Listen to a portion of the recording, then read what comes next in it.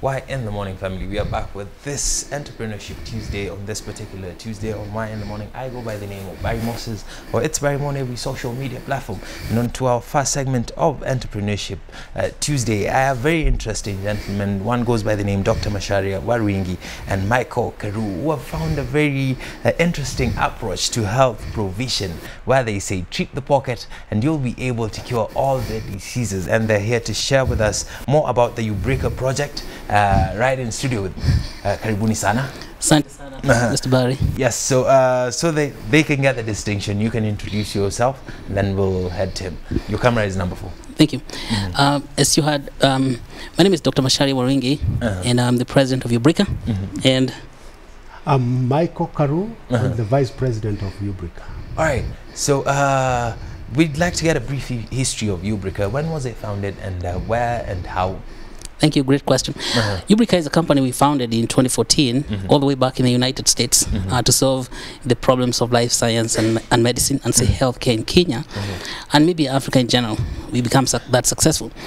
The goal for UBRICA in life science is promote research, development, manufacture and commercialization of medicines, medical devices, and all the stuff we use in hospitals. And by doing so, we do it very well. Then we can convert Kenya into a biomedical industrial giant. That's totally in line with Kenya's Vision 2040, 2030. And then the healthcare aspect of it deals with health delivery systems, like clinics, hospitals, and stuff like that. And then by working very well, even with our diaspora colleagues, we channel a lot of investment in that area, and so we can now convert Kenya into a destination medical nation. Already Kenya is a destination nation. Tourists come here voluntarily, but they don't come here for medical care. What if we added medical tourism, health tourism, wellness tourism, all those things that make you good? But we have to build a system. Then we find that we have to also provide healthcare to everyone in the country, and that is where the rubber hits the road, particularly what we'd like to focus more today, because we found that Kenya healthcare is very low, the quality is so low. A lot of people don't have access to healthcare, and to create good quality of care is very expensive. And then many people go to hospital and they receive very low quality care. They go to hospital without money, others get detained, and then you know the whole story. So we have to do Harambee almost every week to finance healthcare. So we say the problem is money. It's not even lack of care. It's not lack of hospitals. It's not even lack of doctors, because doctors are here, they're going on strike every other day. They're going on strike every other day. All right. We had the doctors were striking in Kisumu just last week. I said, what is this? Money is the problem. Money is at the center of it. And you say, why is there no money in Kenya? We find that we ask ourselves, people can lack money when they don't have somewhere to sell their products. No one, if you go to school and get education and nobody buys your education, that means you don't get a job, you're going to have no money. If you get sick and go to hospital, you're likely to get detained. What if you grow sukuma wiki? Or what if you have mangoes? And there's nowhere to sell your mangoes because our system is buying mangoes from South Africa. What if you make clothes in a home? So there's no local market for local Kenyan products? That's it. So that's a serious problem known as market dislocation. The market for Kenyan good has taken flight and gone somewhere else. There is no market for Kenyan products or produce or even services. You cannot build a road like Thika Superhighway because the market for engineers does not exist, although we have roads being built by foreigners. You see, so that's we understand that. So how do we relocate the market so that our people may have money? That's a big question we have addressed over the last 1 year, and we found that relocating a market involves building the selling power. You have heard buzzwords in town about buying power. There is no buying power with nothing in your pocket. You cannot even buy good money in your pocket is what gives you that buying That's power. it. So, and you see, when there's no money in the pocket, it causes a lot of health problems. For example, for women and children. Now imagine a woman who gets pregnant. She needs to eat well, but she has no money to buy food. What happens to that lady? Malnutrition. Yeah, she gets malnourished. Then chances of her taking that pregnancy to term is very low. We lose more than 50% of the women who get pregnant because of what? Just because of lack of money to buy food. If she took that baby to term and produced the baby, she's going to produce a weak baby who is not likely to survive 1 year. Matter of fact, hundreds of women die every day in Kenya because of lack of money, because of having no poor nutrition. The babies they produce are so weak, 10 times as many babies die before the age of 1, just because the parents have no money to feed them right. And so they're attacked by all kinds of diseases. So we found out from that is that we can eradicate 99% of diseases that kill women and children if those women were making money. If you empower them economically. Yes. That economic development of the individual, not of the nation. Economic development of the individual. Kila mtu pesa yake is the greatest cause of improvement in health. That means that we can eradicate 99% of diseases that are killing our women and children. See? That's it. So from there, we found the way to do it using technology. We build an online retail store, and we go to every community, and we help people post the pictures of their products, produce, services. We call it Sokojanja, shop.ubrica.com. We don't charge them anything, and we hope that as Kenyans, we need to maybe do 14 million families, making sure everybody is able to sell whatever he has. 14 million families, Yes. that covers like almost the whole population. Because The entire population. You cannot have some families not being able to sell anything because they're going to show up in the hospital without money. Alright. They'll be detained. So this was the first approach to finding a solution to sustainable healthcare in the country. Sustainable universal health. Sustainable universal health. Yeah, We need to health add for universal everybody. health Yeah. for everybody. And it is possible because we found that if everyone is selling something, we only need to save from that whatever they're selling 300 shillings per member per month. And you have enough money to pay for the same quality of care you would receive in England or United States. Same quality or even better. All right. Yeah. So the story is, or the narrative is, each and every person has something they can sell. Everybody, everyone. And that's what we have to work on as Kenyans, increasing the selling power of the people. Let's not talk about buying power from empty pockets. That is the greatest nonsense I've ever had. So we start with the selling power. Selling power, that's the one we want to take from here.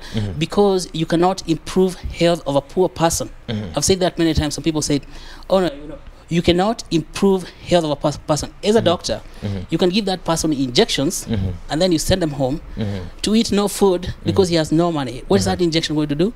Kill the person. Kill the person. What have you done? Improve the patient or improve your happiness? I like the way you put it, Ali. The person will go back to the same environment that Yes. made this or nurtured this Yeah. this particular disease. All right. So there's an online market where Kenyans can get to sell each and every product they have. They have to be Kenyan-made products, Local made. local made. Sokojanja does not list foreign goods. So if you're selling things from abroad, we don't want you. Because we have to promote the local market. There's a huge market problem here where people have eggs, but they cannot sell eggs. Nairobi has a shortfall of 50 million eggs per year. 50 million eggs. Yes. So we import these eggs. But you're importing eggs from Uganda. All right. But there are so many people around who are chicken and they cannot sell. Now, look at the young people. You can keep chicken and cover that shortfall of 50 million. But how do you do it? It's complicated market. It's because you cannot go to a big supermarket in Nairobi and tell them, I'll be bringing you eggs. They're going to ask for you 20,000 trays. 20,000 trays. Where are you going to? 5,000 trays. Ridiculous. So you need things. like a system to pool these eggs so you can supply them to a big chain of supermarket. What we need is Sami code. We need to remove those supermarkets. We need peer-to-peer. Peer-to-peer. Like I can sell eggs to you. I can sell eggs to him, and that helps us to sell eggs to one another. People go to supermarket because supermarket's a third party. He's a middleman. What if there was no middleman and you can go online and find who has eggs? And the comfort of your bedroom or your living room. Yes, and you don't need 5,000 trays. You need only 2 trays. So we agree to buy things from one another. We stop this business of buying imported stuff. Imported stuff are not better than ours. And we create hundreds and hundreds of jobs. Powerful. Thousands. You are the vice president of UBRICA. And I'd like to know in what capacity you serve and what you do on a day-to-day basis for UBRICA. That's a great question. So when we came up with UBRICA, and the word U stands for Ustawi. Ustawi. Ustawi. Ustawi in English is prosperity.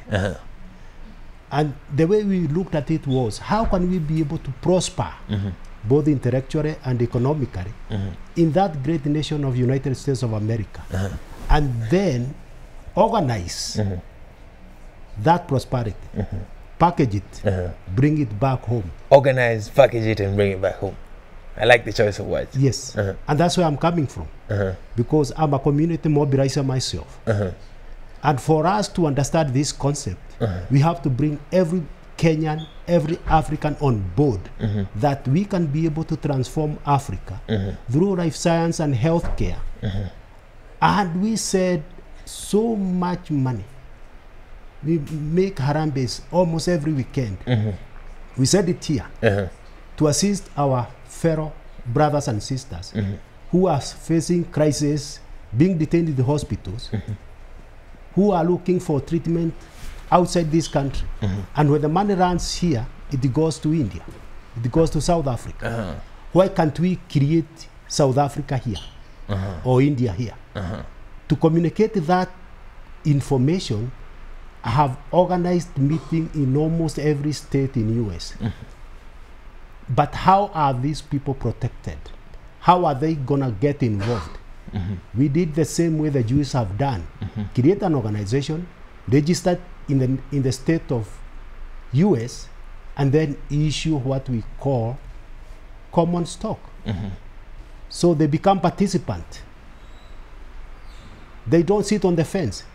They have to make sure that we together can do it. That's how it's done overseas. So you've mobilized Kenyans in the diaspora to believe in this first and buy into it. And buy into it and invest in it. Correct. All right. How is it going so far? Are Kenyans really buying into this? And do they believe it's possible for Kenyans to do something like this for Kenyans and in Kenya? Yes. Because we have an affinity with where we came from. Everybody wants to see a better Kenya. In fact, our rallying call is Buy African, Build Healthy Africa. Buy African, build health Africa. You have a lot of catchphrases going around today. I like the first one. I love the second one. So we have an online market for Kenyan products, and the problem that comes with online markets is a very big percentage of Kenyans are still living in the village, and they practice their economic activities in the village, from subsistence farming to exporting their talent, and not so many people have access to the internet, maybe, or to devices that can help them sell these things. Some barely even have bank accounts. That's right, and that's a great observation. A lot of people are offline. They are extra line outside, and that's and then being offline also means that they are extra economy. They live outside the mainstream economy. Yeah, and those people, those kind of people who live there, they were characterized by a guy called DeSoto, DeSoto, as extra legal. They're also outside the law, although they're Kenyan, but because they're not in the mainstream, it's very hard to keep track of them. You don't know who they are, so they're in the informal sector.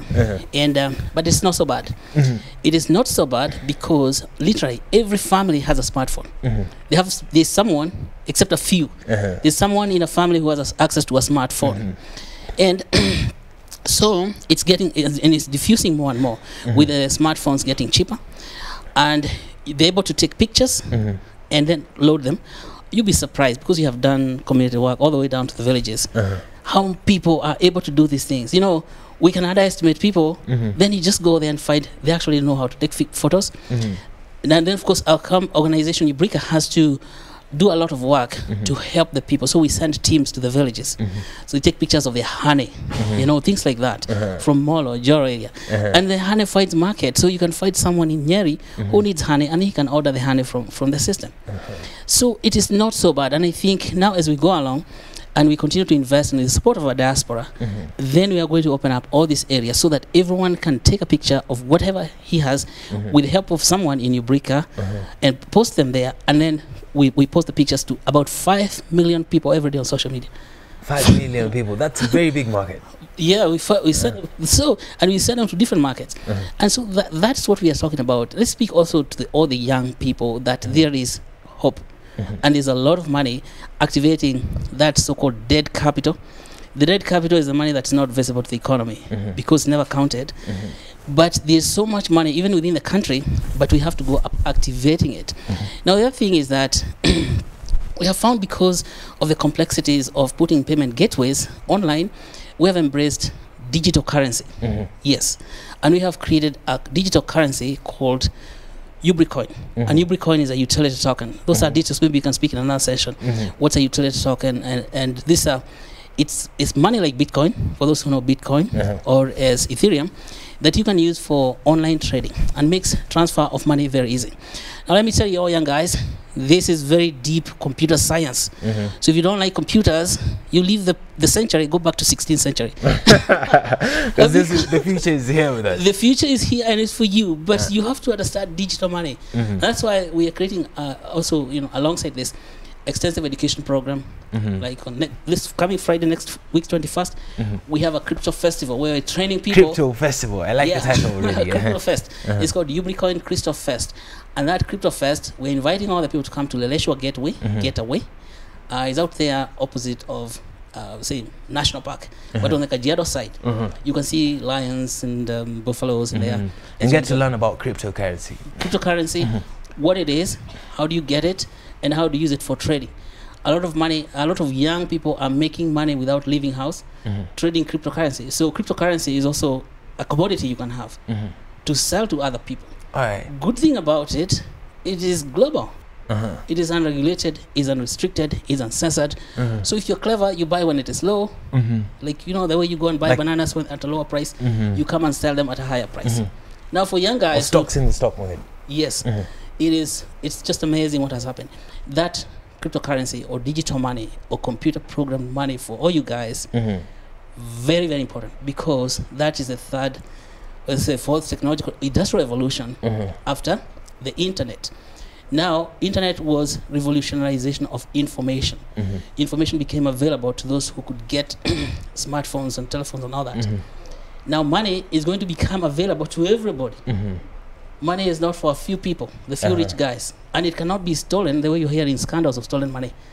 Something to do, and we are lucky because our president is supportive of the blockchain technology, and that's the technology of the future. So we can do this work here in this country without fear. Is even working the government is exploring regulations. So now, when you're buying things on Soko Janja, then the digital money is able to separate the money for healthcare and put it in specific escrow accounts. And that's why we opted to do that. And second is that it makes it very easy to send money. But what you are saying here is that for the young people, the future is here right now. It has arrived. In cryptocurrency. Yes, cryptocurrency. It's the money for the youth. Yeah. So you better study. And of course, one other thing I want to tell the young people, take education seriously. Okay? We're in a global marketplace where if you just want to learn cryptocurrency superficially, remember there are people in India, there are people in China, people in Switzerland. So you can't afford to be basic. There's no time for basic. The cryptocurrency is the hardest computer science you've ever seen, because the computer programming for cryptos is long term. When you program the blockchain is immutable. It's not like programming a website. A website, you can come and correct errors and all that, change the websites. Once you have launched that thing, you cannot change it. It's like programming the computer in a car. Once you've got a computer program with a steering wheel for your Toyota, you cannot come and say, okay, let's remove some bug. So it means that the time for high level, deeply serious academic participation is here. So because we are in a global market and we are competing globally. Yeah, we're not competing with guys from the other county or anything. We're competing. And the people with the best skills are going to be taken and absorbed. Yes. That's why we're insisting. First of all, let's go to Leleshwa on the 21st and 22nd September. For those who don't know Leleshwa, it's you're going to Rongai, the first left on what? The first left on it's called Masai Lodge Road to Nazarene University. Yes. And so there will be a festival there for what is it called again? Crypto Fest. Crypto Fest is going to be the biggest festival in Africa. Never been done in Nairobi, and we also to energize the base of. And most importantly, educate the people about cryptocurrency. Yes. All right. Treat the pocket, and you'll be able to treat every disease Yes. that exists. Yes. All right, this is the catchphrase right here, and yeah, I'd like to know: are you still involving yourself in providing medical solutions? As much as you're trying to put money in the pockets of the Kenyans, are you still providing solutions for medical complications or medical challenges that come? Oh, this we have to implement this phase-wise so we don't crash. Because when we discovered that phase-wise, so you don't crash. Yeah, phase-wise. So we discovered that the pockets are empty. We said, okay, let's gang up on filling the pockets, and then that's the phase one. We're doing this year, promoting Sokojanja, and also building that digital currency. That was a lot of work, but it's finished now. Second, next year we're going to the clinics project. We call our clinics UBRICA Retail Clinical Centers, or URCC. It's a retail center because we found retail is a problem, and we hope to implement about 100 of those, like 2 in each county. And this means that it has a retail store, it has a clinic, and it has a workshop where people can improve the quality of the products. And so that's a major project we are taking. Then the third project is something called Science and Technology Parks. Science and Technology Parks are these university industrial relations parks, industrial parks, where the knowledge is a university has to traverse through in order for it to become products that people can use to solve problems of everyday life. For example, JKUAT has a lot of things they have made there. So now you need to go there and see them. They have tractors. They have machines for drying foods. You know, you go to JKUAT, electrical engineering, you'll be surprised what they have there. Things that we import from China and India. But there is no scientific industrial park for kind of a hub, a place where the people who create those things are sheltered for a while, and then they can take them to the market. Converting them from prototypes to like products that can be sold. That's it. And so we have the plan to raise money to build 66 of those for each one of the university in Kenya. That's now going to make sure, because that's what, like here at University of Nairobi, hundreds of thousands of products in the University of Nairobi never see light of day. That's not right. So all we need is a science industrial park, and then with 66 of them, then we can make the knowledge from university come out very quickly, a spin-off. And it's possible now, even with digital money, cryptocurrency, to raise money for that. So then the flagship project, the top of the tops, is our biomedical industrial city. We have 4,000 acres where we shall build a whole biomedical industrial city. Becomes a destination place for medicine, and then we have pharmaceutical manufacturing, high quality medical education, and science research and everything, and that's going to be the place. So in that phased type of program, so we have 2019 to finish off the Sokojanja to help our people have money, because we don't want someone coming to the biomedical industrial city without money. Loaded people. You come with cash because you have learned how to sell your stuff. Then we have the clinics project so that we can increase the reach all the way down to the village. We have the science technology parks, STPs, and then the biomedical industrial city coming about those 2024. So yeah, that's the only way to make medical care accessible is by linking it with the technology advancement. That's the only way to move forward with medicine. That's right. And technology advancement in medicine is supremely expensive. One drug, to take one drug from discovery to a molecule, to a compound you're selling at the pharmacy, takes more than $1 billion. Some of them takes, like cancer drugs, $10 billion. That's, multiply that by 100 to get it in Kenya shillings, trillion shillings. Where is that money going to come from? And that is risk money. That is money you haven't started making a profit. And so this appeal for raising money worldwide using digital currency. This we're talking about activating global money to raise money to fund those things, because you have to distribute the risk to as many people as possible.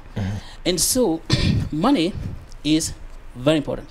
In fact, there's a professor called Adul Law at MIT who says that without financial innovation, there's no innovation that's possible.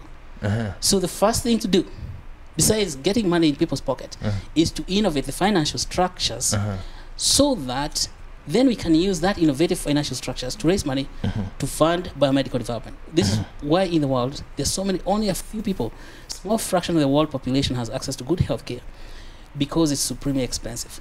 And so we are at a time now in history of mankind that we have never seen before, where it's possible to raise money, to do harambe, dunia mzima. Yeah. Raise money from everybody in the world. And so we have created 10 billion units of this UBRICoin. 10 billion. And each units of UBRICoin. Of UBRICoin. Already launched? Yes, we launched it in August. So we have 10 billion units of UBRICoin to fund first Sokojanja, second URCC, third the SDP Science Technology Parks, and then for the Biomedical Industrial City. And each UBRICoin is now going for 50 shillings. That's half a dollar. By the time we are done, we hope it is $10,000 like Bitcoin. All right. For every innovation, there always has to be, I don't want to say problems, but you need to face the regulator face to face, and in this case our regulator is the government. And is the government cooperating with the vision as at now? Well, the way to answer that question is how much money like we in the diaspora send to this country to assist our families for healthcare related issues, and the money does not run here, it goes overseas. And that is a big question, because even those who have the money cannot trust the health system in this country.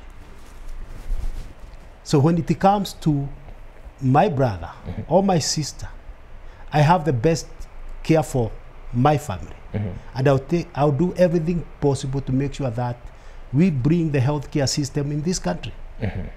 How do we do it?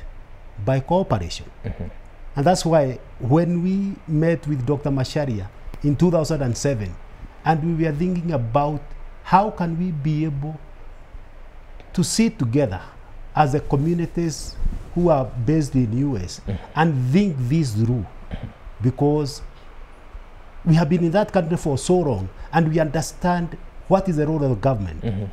The role of the government is to create infrastructure and provide security, and then the private entrepreneur comes in and bring in a solution, and we have perfected it quite well.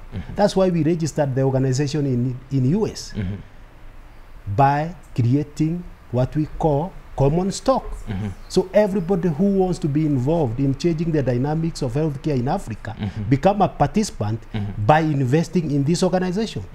And has it been easy? No. It's not been easy like any other like startup. Any other innovation, it has not been easy. Even communicating that information to my fellow Kenyans in diaspora has not been easy. But by and by, people have come to appreciate that the role of development is not the work of the government, because we are in a market whereby we can see it. Every year, I have to go for a medical, physical checkup, because it is mandatory for me to do it there. But what about this country? People go to the hospitals where they cannot even walk, because at the end of it all, you have to pay for it. Yes. So how do we finance that? So we can't afford the checkups. We wait until we are bedridden for us to visit the hospital. So our people in overseas have come to embrace it. I'll tell you, when we started this journey, our share, UBRICA share, was going for $1.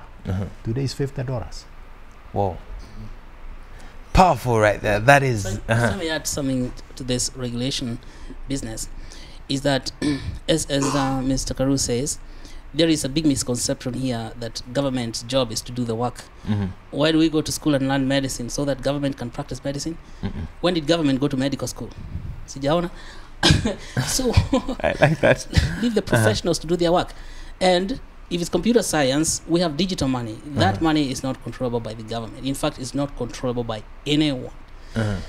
Digital currency like Bitcoin comes with its own rules. The rule is set in the computer program. So don't try to control Bitcoin because you look quite silly. Because, I mean, the thing is... It's almost impossible. It's not almost. It's impossible. You can't change. I told you, it's immutable. Once you create it and launch it, it's gone. And so you cannot come running after it saying, we're going to control this. Digital currency or blockchain is unregulatable. And then it's global. It's boundaryless. So regulating it in this country like Kenya, and then people in Tanzania are not putting restrictions to it, you're still going to buy it online because websites are not registered in Kenya or Tanzania, or the blockchain is not in Kenya or Tanzania. It's global. So it's global.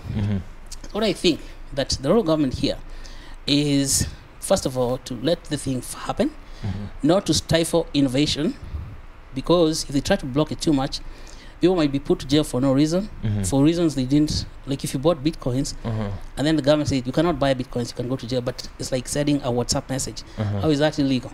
Now, then what we have to sit down with the lawmakers and policymakers, we find out what is the role of regulation here? What is regulation supposed to do? Is it supposed to protect people, and does it actually? And they need to understand the technology first. Yeah, and that's another problem. People jumping into something they don't understand. Then, again, when regulation is immoral, rather it violates your rights to survival, a lot of people are going to ignore it. For example, if I'm going to die just to obey the law, well, what are you going to choose? Death. So if we are talking here, we have had doctors, even when I was young medical school here, we went on strike. People have been going on strike for the last 30 years, asking government to do this and that. What they haven't understood is that the government does not do that. It's not the government that went to medical school. You're a doctor. Think about how to create wealth for your patients. And you don't need to go and ask money from the government. That's it. The solution is simple. Patients come to you every day, and then you try to hustle them for money, knowing very well they don't have it. And then you recommend them. Without even caring how they're going to make that money. What's more criminal now? You, as the owner of the hospital, detaining people for now. You know, a hospital is not a prison. All right. The government should. All right. Yeah. Well, so the future of medical care is also in this blockchain technology, where people pay for their medical health and medical insurance through this. Precisely. So, blockchain is very powerful, because blockchain itself is a record, like the way you keep records. Banks keep record for your accounts, and so the medicine or healthcare is information intensive, and you need the information of everyone so that you can know what's like to hit them. So we see application of blockchain very, very powerfully, and working in medicine, simplifying the work of healthcare very much. One is to track diseases in a community, and we're going to build an application on UBRICA that helps you to detect disease in a community before it becomes an epidemic. It's called artificial intelligence, which Google is using already, and people like Uber. So Uber can know where you are, it can take you wherever, and it's accurate, it can tell you where the restaurants are around there, you know, the maps. Now, we can use blockchain, and what we plan to do, one, to create that artificial intelligence for community health, for family health, for clinical decision support. That means a patient comes to the hospital, has this symptom and this symptom, and the computer is going to add those two symptoms and tells you are dealing with this. Yeah, because the computer is smarter than all of us. Yeah. So imagine, as you're in West Africa, somebody came bleeding from the ears and he's got high fever. What do you call that? Hemorrhagic fever. What is that? Ebola. So the blockchain will tell you, you're dealing with Ebola here, my friend. Yeah. Call for help. That is how powerful blockchain is. Because that is the future of medicine right there. All right, thank you very much for coming. We are running out of time. We can go on and on with this conversation. How can they get a hold of you? That is the viewers. How can they get a hold of UBRICA in case they're interested in investing or providing the service or getting services from UBRICA? A great question. We have email info@ubrica.com. That is info at ubrica.com. info@ubrica.com. Send an email there. If you don't have email address, you have a phone, even a smartphone, kababe. Send to 0755 844 017. All right. 0755 844 017. One last thing, your last remarks, my brother. You have not said so much today. Yes, I'm excited to be here. I have been here for the last 4 days. I'm here for the conference. UBRICA is based in US, and if you want to get in touch with UBRICA overseas, the phone number is +1 404 395 6906. Just say that again.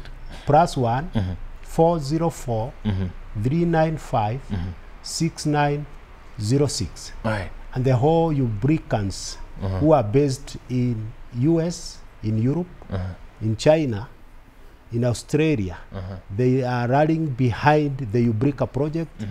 I'm the one in charge of that docket in diaspora market. All right.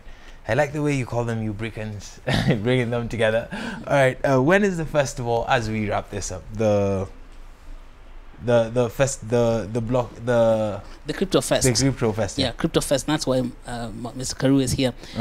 Crypto Fest again, 21 to 22 September. That is Friday and Saturday. It's gonna go all night through the night. We're not gonna sleep because you have a bonfire out there in Laleshwa, and then you see the national park. So September 21 and 22nd at Laleshwa Getaway.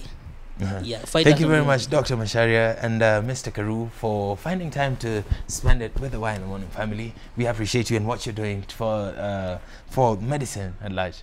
All right, this has been another segment of Entrepreneurship Tuesday. I'm your host, Barry Moses, or It's Barry Mo on every social media platform. Hilda Wathithi is coming up next with another entrepreneurship segment. You don't want to touch that down.